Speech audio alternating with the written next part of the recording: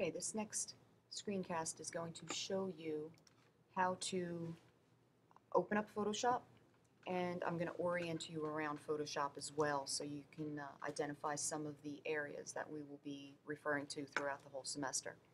So to open up Photoshop, one of the ways is on your dock. It should be one of your applications on the dock. It's a blue square. It says PSE, Photoshop Elements. So you can just click on it. Now, if you do not have it on your dock, all the computers should have it on a dock, but if it's not there, you can always go to the Finder. In this gray area on the left-hand side, where it says Places, halfway down, you'll see an icon, and it's called Applications. Click on it, and you'll find it in here. Adobe Photo Elements. It's abbreviated, but it's right there. Click on there, and click on the first one right here. I quit before, so this should not pop up. Okay, so you just want to click onto there, but for the most part, I think everybody has it located in the dock. So I'm going to go ahead and click on it. It jumps around,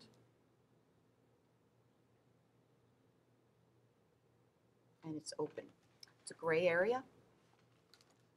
The middle part right here, this is where any images that you open, they will be previewed in here. This is your working area. Sometimes I call it the blotter. In instructions, written instructions, I'll note it as the blotter. On the left-hand side here, this is your toolbar on the left-hand side. It's got a bunch of different images. Any of the toolbar, any icons on the toolbar that has this little triangle on the right-hand side, this indicates to you that there is some other sort of effects or other sort of elements of this particular tool that can be changed. And to access them, you can right-click on that. Okay, so these are the various types of attributes that could be changed for this particular tool. Ones that don't have that little triangle, it won't work. Okay? So, and as you click on each of the tools, you notice that this line right here, this area right here will change. This will correspond with the tool that you're using. Okay, these are little variations and little changes that you can make based on each of the tools that you use. Up on top here, this gray area, this top light gray area, we refer to for any of the programs that we use. And this is known as the menu bar. So up on top, this is known as the menu bar, and on the side here is known as the toolbar. There's also a bottom area right here, and this is known as the project bin. This will expose or show you all the images that you have open.